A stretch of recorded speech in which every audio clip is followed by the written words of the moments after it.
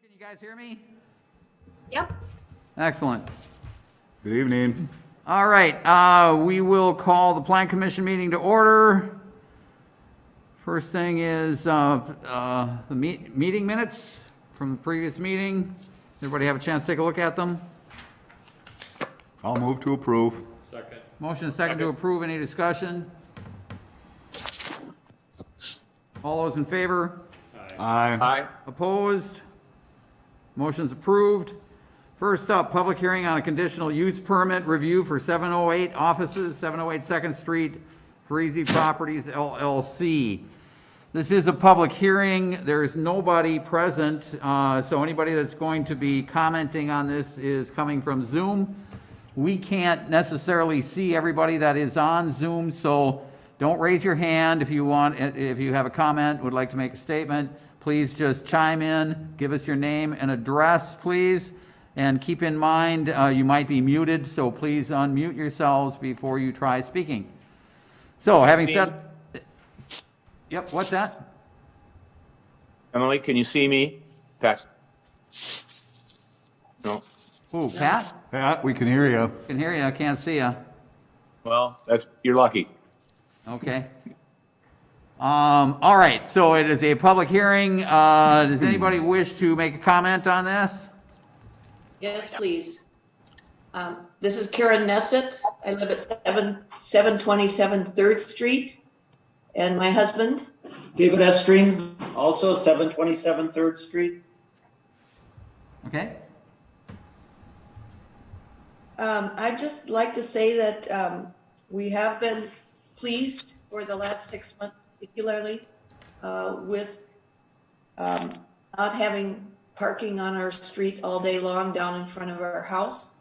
So we are seeing improvement. It does look like they are maintaining access to the alley from only the south side, so that's very good news. So we're pleased with that. Our only caveat is that it's not fully staffed since many people are working from home and have been working from home since March.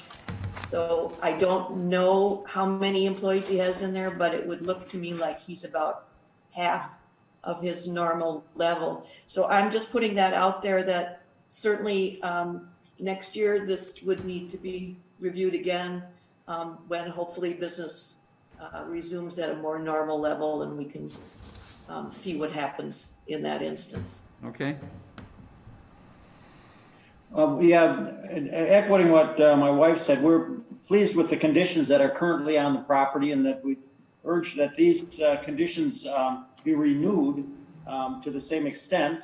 And once again, once the COVID pandemic is over, we'll monitor what the parking situation is and also the traffic as limited under the conditional use permit. All right. Thank you, Karen and David. Let me just ask real quick, staff, Tiffany, I don't recall, did we, how many years of annual review do we have in this? It was originally recommended by Plan Commission to be annually. Staff had recommended that it not be reviewed unless there were issues that were reported in the future. We could certainly do a 3-year review, that's typical. Otherwise, we could, do an annual. All right, that's something for the commission to consider. Because I think the point is well taken. Obviously, this is kind of a one-off, hopefully one-off year for any type of activity over there, and I think that we probably would need to review it again when things are normal. Is there anyone else who would like to make a comment? Thank you, David and Karen, appreciate it. Any other comments? Yes, this is Angelines Castro. I live in 725 3rd Street, so that's right below the building. I did have some issues while the construction was taking place with parking in my driveway, my garage, with trash being disposed. all those issues, I do appreciate that they were very responsive when that happened. So they were taking care, and I would say in the last couple of months, things, since the building started operating, things has been a lot better. When there are construction there during the garden, there is more traffic, and sometimes it does block my garage. So I would like just that people are mindful that my house is right, behind the building, and if there are some work being done there, that my garage, the access to my garage is not blocked. But I would say so far things has been, I think we have a good relation with issues have happened. I have been able to go there and things has been resolved quickly. But I agree with Karen and David that maybe should be reviewed once there is full occupancy of the building. Hopefully next year we go back to normal and no more COVID restrictions. Yep. But that's what I wanted to say. Okay, thank you. Any other comments? Is there anyone that would like to comment on this? Any other comments? Any other comments? I move we close the public hearing. Second. We got a motion and a second to close the public hearing. All those in favor? Aye. Opposed? Motion's approved. Public hearing is closed. Discussion and possible action on a conditional use permit review for 708 offices, 708 Second Street, Freezy Properties LLC. I'd like to make a statement, if I may. I'd like to recommend approval with all city conditions, and then also with a condition that it be approved after 1 year, and for more reasons than what was brought before us, with the addition of the office, the building on the corner changing use to a medical thing. Might add parking and traffic issues to that area, and because of that, I do think we need to look at it again going forward. I'll second. All right, we've And I got too, a motion and a second. and I too, I appreciate that the neighbors are genuinely happy with what's happening down there, because you did bring a strong concern last time. So I agree with a year to monitor after our pandemic. Hopefully it goes away sooner than later. So, thank you. Any other comments? All right, we've got a motion and a second. All those in favor? Aye. Aye. Opposed? Motion's approved. Thank you, everybody, for comments. Discussion and possible action on a certified survey map for St. Croix County tax parcel 236-0353-00-001, Willow River Cemetery Association. Thank you, Mayor. Carlson McCain, on behalf of Willow River Cemetery Association, had submitted a certified survey map to create Lot 1 from the current existing cemetery. Current address is 309th Street. However, the new parcel that would be created would need to have a new frontage onto Wisconsin Street, and therefore would require an address change.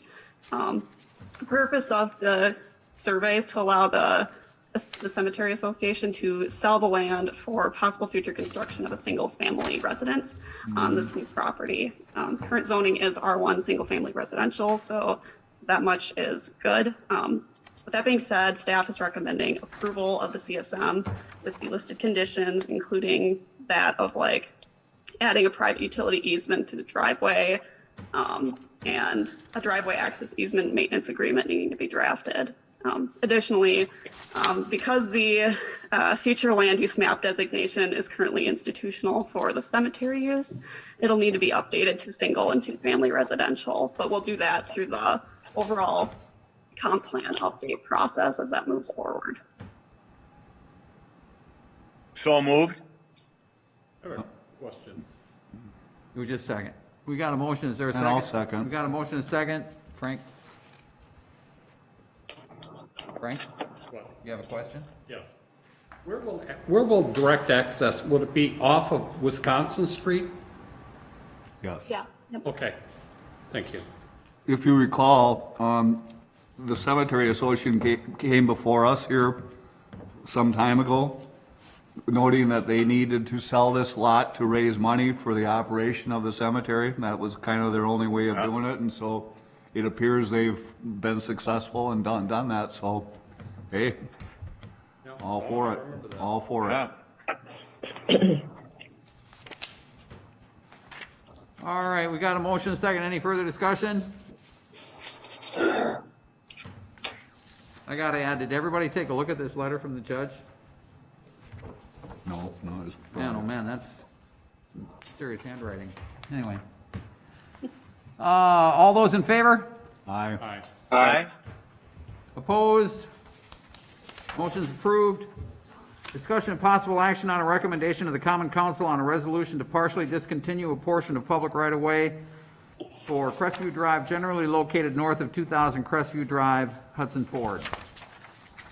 So Hudson Ford has purchased the property of 2000 Crestview Drive, formerly known as Bank Mutual.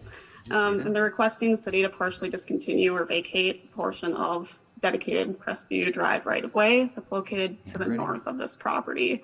They're requesting 10,044 square feet of dedicated road width to be vacated for basically the purpose to add additional parking for auto sales and streamlining their property access driveways. At the October 5th, 2020 council meeting, it was declared this continuance would be in the public interest, and there is to be a public hearing as well at the next council meeting on November 23rd. So that being said, staff is recommending that the Plan Commission recommend the Common Council approve the proposed resolution. I have a question. Yep. Would doing this impair the ability of that intersection to ever have a roundabout put in there or lights or anything like that that maybe could come down the road? That road is the old exit or beginnings of County Road F, if people remember that.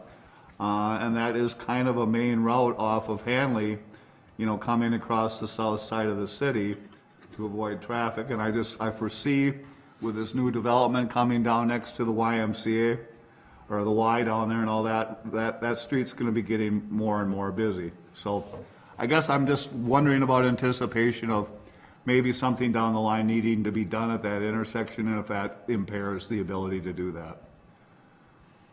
That's all. I don't know who can answer that.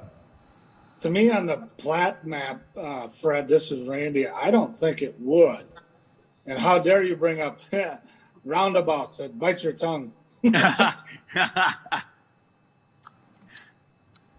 But, it's understandable. It's a good question, but from the map, it doesn't look like it would affect if we had to do something.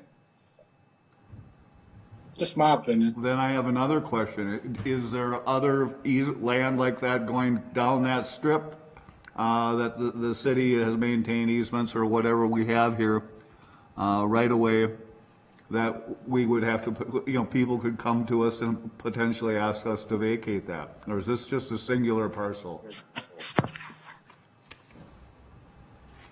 Who would know the answer? Do you have a comment? I would know the answer. Okay, so would you step up to the mic, please? Identify yourself. Can't tell who you are with a mask on. Gary Zappa, Zappa Oh, Brothers, Gary. representing Hudson Ford. Fred, to answer your question, this is the same application that was done with the original Hudson Ford up there. And we added, so this is similar. The roundabout scenario, if you look at the property to the west, they're already limited. We're going to have the same setback as they do now from the right-of-way. So it won't affect any future improvements to O'Keefe that would not already become a problem if you were going to try and go with a double lane, which is going to be next to impossible unless you started doing taking over some property, so.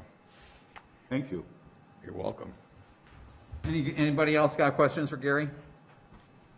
Sorry, I didn't recognize you with your mask on. I did. Well, no, I just thought we have to anticipate the future if anything could happen, and now is the time to ask. Yep, you're exactly right, Fred. And so this would be the same setback as the current Hudson Ford is, which we performed about 15 years ago. We did that when they You vacated some of that right away. Right, at further east, correct? Further east, that is correct. I'm good, thank you. Thanks, Gary. How good are you, Fred? Excuse me? How good are you?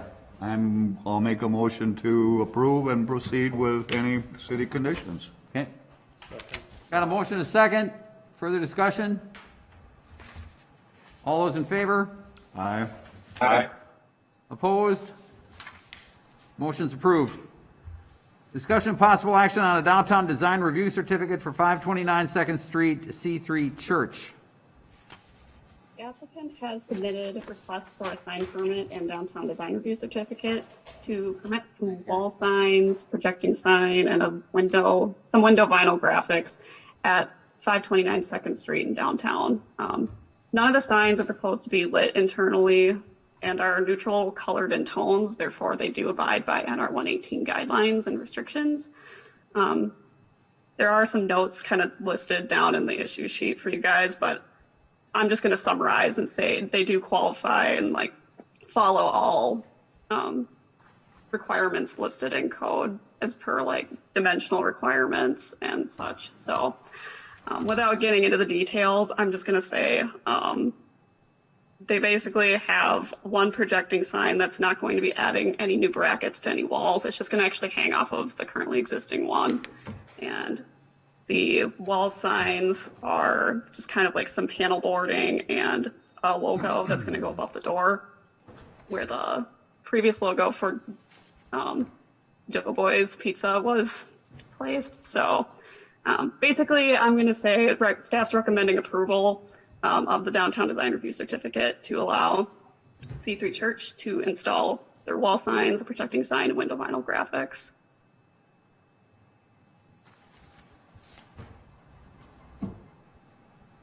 Anybody?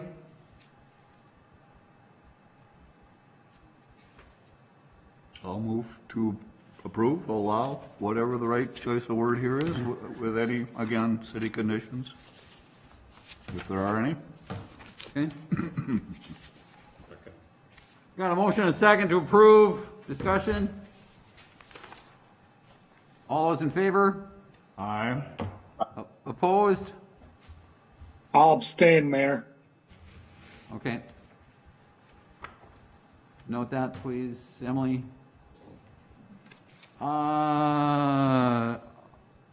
Okay, motion is approved. Discussion and possible action on amendments to municipal code, chapter 99-21, chickens. At its July 20th meeting, the council had heard a presentation and request from the Hudson High School Ag Department to amend sections of our chickens code.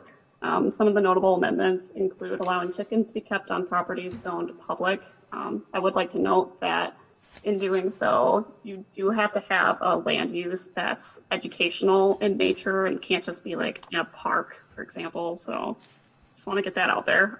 Also, too, you have to get the property owners disclosure and permission prior to doing so. In addition to that amendment, there's also the allowance of selling eggs from the premises, increasing the number of chickens to be kept on the premises, and increasing chicken coop floor plan and run areas. Staff's recommending approval of the proposed amendments and recommending the council set a public hearing date. So moved with conditions. I'll second it. Got a motion and a second to approve. Discussion? I have a question. You know, the last two bullet points, I don't know if they concern me or increasing the number of chickens, that's okay, but then the selling of eggs? Retail selling? I mean, stand, what are we talking? Selling to wholesalers, selling to certain stores direct? Door to door? Door to door? I mean, what have we got there and what box are we opening? With lemonade? I will note that in order to sell the eggs, they do have to get some certifications made through the state ag department itself. So just to be on like the safety side of things and make sure their eggs are properly labeled and such. As far as like how they're going to sell them, from what I was told by the ag teacher herself, she said that they would do kind of like students being able to sell to the teachers on site. So it's not going to be a mass produced kind of thing. It's just going to be kind of like within the community. But I have a question. basically then they're raising the eggs for educational purposes, correct? And Yep, they're kind of exactly. hiding under that guise on public property, schools. Well, and then to say that you're gonna sell them, that becomes a commercial enterprise. Well, on public property, wait a minute. So I guess that's my concern there, and that, I mean, if it's to be used, consumed internally amongst the participants of the program or with teachers, staff, if they give them a quarter or whatever for them, that's fine, but, I mean, to be selling cartons of eggs, a dozen for whatever a dozen, I struggle with that. I don't And have. it's I don't know if it's any different than selling popcorn at a football game. Yeah. Or Hudson ball jerseys at the high school. Or the chocolate bars that the band go around and sell. Yeah. That's pretty much exactly what it is the reason they're selling the eggs is to raise funding for the program itself and to maintain the amount of feed that they have to feed the chickens and maintain the structures of the coops. Okay, well then, I appreciate those comments. I needed to hear that. Thank you. No problem. I have a quick question. My They need to understanding. get rid of it somehow. Yeah. Mary Claire? Yep, thank you. Just a quick question. My understanding when they presented it at the July meeting that this was more on the school area. So this is proposing that anyone in the city of Hudson can have chickens? No, so this is it's to allow public zoned districts to raise chickens as well as single family residential properties. So currently the code does allow single family homes to keep chickens, but we don't allow public zones. So in order for the high school to keep chickens, we had to add educational, like institutional public zones into the code for that purpose. And do residents need to get permission from their surrounding neighbors? Yeah, yep, they do. And how close? Because no one asked my permission when there were chickens in the neighborhood. I was just curious. Roosters aren't allowed. Without Right. permission? At all. At all. They're not, No. The roosters are not allowed, is that what you said, Randy? Right. Correct. Okay. Frank? No, the question was asked. That was what I was wondering, surrounding properties. Mary Claire asked that. So what's the comment on that, Tiffany? How close do they need to be in proximity to ask permission? I'm trying to look that up right now. I'm Oh, sorry. okay. Sorry. I mean, I'm not finding it, but maybe I'm just skimming too quickly.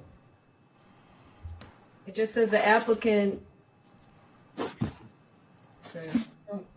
It says homeowners association.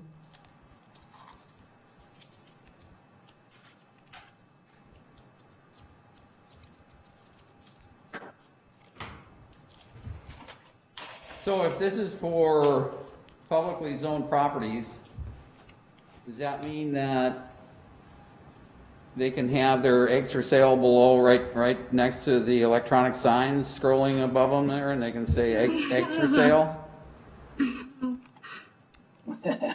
Yes, that sir. for the electric. Fine. The truth comes out. Yeah.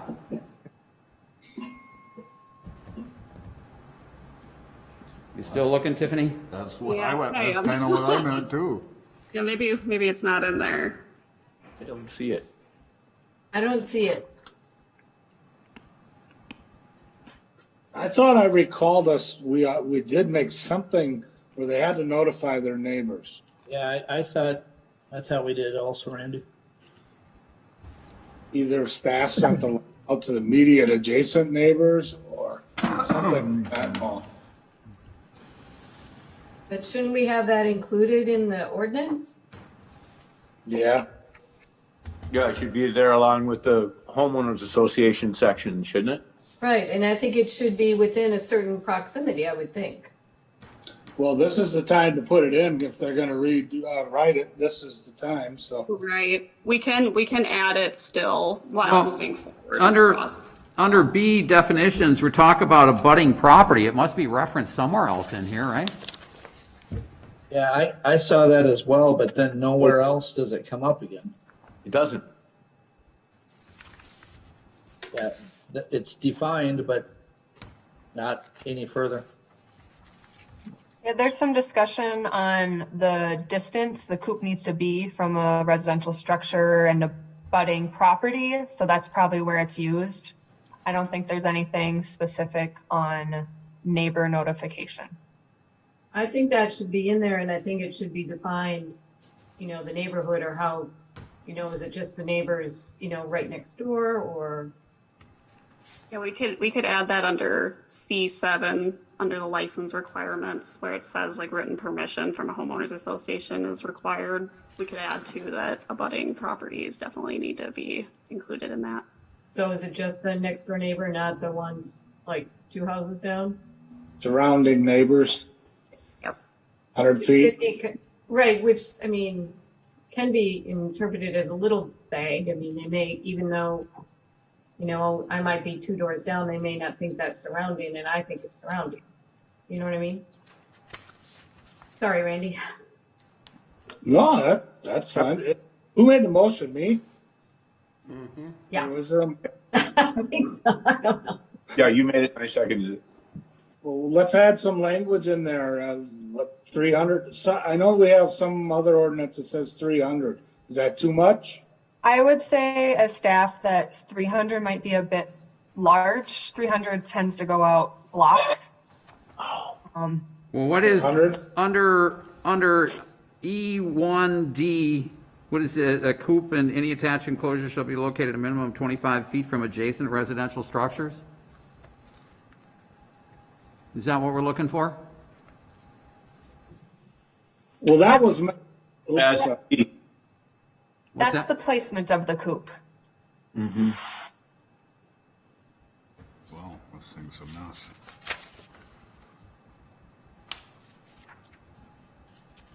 Add the language. Amend your motion and add the language and we're good. Well, that's what I'm trying to do, Fred. Jeez. Well, please do it. You in a hurry, eh? No, Listen I'm to not. Governor Evers? We're waffling around here. I would say under C7 would be the best place to put a written permission requirement as well as the buffer of notification. Of what, 150 You don't feet? have to What? go into the details of what's going to be written in there right now. You could just recommend that staff add that point, and then we can come up with the terminology and bring it up to the city attorney and have her review it before the council meeting where they would actually approve the order. All right, I'm fine with that. I'm fine with. All right. Everybody understand the amendment? Yes. Yep. Any other comments? No. Let me ask this. It says that 15 licenses can be, of course, this is educational, they're a little bit different, but do we know how many licenses have already been granted for this? Looks like applications are all made through the city clerk's office, so our department doesn't have record of that. That would be a clerk's question. Okay. We're asking you to find out, please. Yeah, yep, can do. All right. So we got a motion and a second. Any further discussion? All those in favor? Aye. Aye. Opposed? No, Motion's approved. Just tentatively for the next meeting, we'll probably talk about we could have SEH in, talk about the process so far, comprehensive plan. We're getting down to the point where we need to be finalizing this. Obviously, things got pushed back considerably because of what's been going on with the pandemic, but we do need to get this wrapped up here pretty quick. Yep. Bria is here tonight. Oh, okay. Did you want to comment, Priya? Oh, wait a minute. Yes. I would be happy to give a short presentation if that's what you'd like. She's not on the agenda. You're not on the agenda. Okay. It's in as a communication item. Well, okay, I get it. Okay, that's fine. Let's do it. Yeah. All right. Tiffany or Emily, are you able to make me a presenter?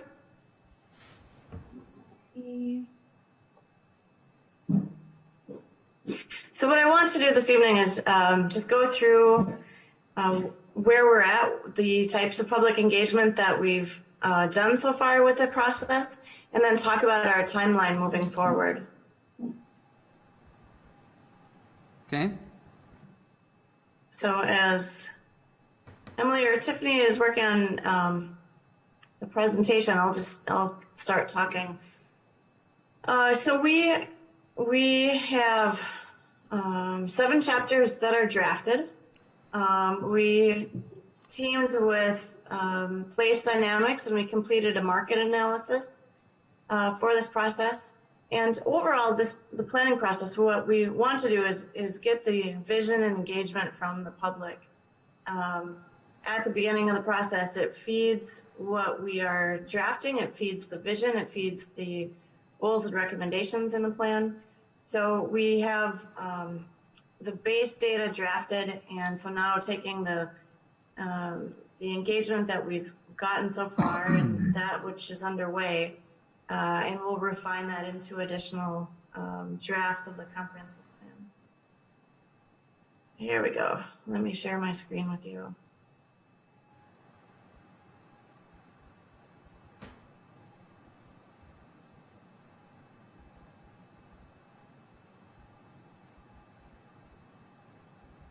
Okay. So just kind of a walk back through.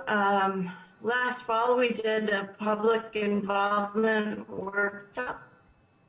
We did a strengths, weakness, opportunities, threats, a SWOT analysis. We also did a placemaking exercise with our attendees. We have some themes that were taken away out of the first involvement workshop. Those are listed here. And just a note, on our project website, there is a documents tab, and all of the results from the engagement are located here as PDF downloads. So I'm not going to go through the details of the themes, but it's all available for public review. So the community survey, we had that open November through June. We made multiple attempts to reach out by mail, by press releases, by social media, Facebook's online notifications. We had just shy of 400 participants with the community survey. 77% of those are Hudson residents, and half of those have been in Hudson 11 to 40 years. So those results are all posted online too. They're in a nice graphical form, just displaying each response. And then the themes from the open-ended questions are online as well. So shared our outreach tools. We continue to use as many channels as we can, even though we're in COVID times. One of the things that we used was Polco. So that's a kind of a subscriber base. People go on, they can do online surveys. I'll talk a little bit more about that, but we have about 1,500 residents currently subscribed that we're trying to get more feedback from. Hot Air Affair happened last spring, so it was another way to get out and talk with people, citizens about what they like about Hudson, what shouldn't change, what should change. And then we also did a mapping exercise talking about specific locations and land use or development related things that the community wants to see changed over time or kept over time. So here are the Polco surveys. We have done a few of these. We did a 4-question survey about Carmichael corridor improvements, which will help feed the transportation section. We did one about transit improvements. Tiffany did one about the bicycle and pedestrian improvements that fed into the bike and ped plan that the city's been working on. There's one currently underway with community inclusion, and we have another exercise currently underway with land use mapping. So looking at this currently adopted land use map, which projects out to 2035, but just seeing what areas of that needs to be changed for the next 20 years. So there is a short Polco survey, 2 questions for the land use one, and then also the online mapping tool that people can comment on. We're working with Polco to try and figure out other ways that we can keep pushing this out. But we're going to keep this open for a few more weeks yet to try and get more feedback from the public. So if you haven't done these surveys yet, we ask that you participate. You know the community well, you know things that need to change, things that need to stay the same. So we ask that you do it, and also ask that your neighbors or folks you work with, ask them to do the surveys as well. We want your feedback. But projecting ahead, we're going to continue to do these community engagement exercises, the land use, the community inclusion. We're going to pick off some focus group meetings and have those November, December. And then in December, we'll review the land use map comments and make some changes to the future land use map. Looking at then making a substantial revision to the chapters that we have and bring that to the steering committee early in January for additional feedback. And then when the steering committee is ready to send that to the public, we'd like to get public feedback on those draft chapters. Following that, following the public feedback, we'd like to bring the draft chapters to the Planning Commission in February for review. And then we'll work with the Planning Commission on how much time is needed to finalize the drafts. So that's just a quick overview on where we've been and where we're going with this comprehensive plan update. Thanks, Bria. Thank you. You're welcome. Any comments, questions? Motions? One last comment, but people can publicly go look at our progress to date online now, Bria, you know, with your statements of just now, that they can go see pretty much what we've accumulated to this point and review it, if you will. Yeah, so we don't have the draft chapters up currently. We can put those up there if that's the direction of the steering committee. What we have up here now is the public involvement surveys and the results from those. On the first page of the project's website are the links to the mapping tool, inviting people to participate in that. Let me ask another question then. Do we plan on putting the chapters up for public review and or scrutiny prior to approval of the master plan? Is that part of the procedure? Yep. Okay, then I'm okay. Thank you. All right, anybody else? Thanks again, Bria, I appreciate it. Yeah, thanks, Bria. You're welcome. All right, we got a motion to adjourn. Is there a second? Second. Motion and second to adjourn. All those in favor? Aye. Aye. Opposed? Motion's approved. We stand adjourned. Thank you, everybody.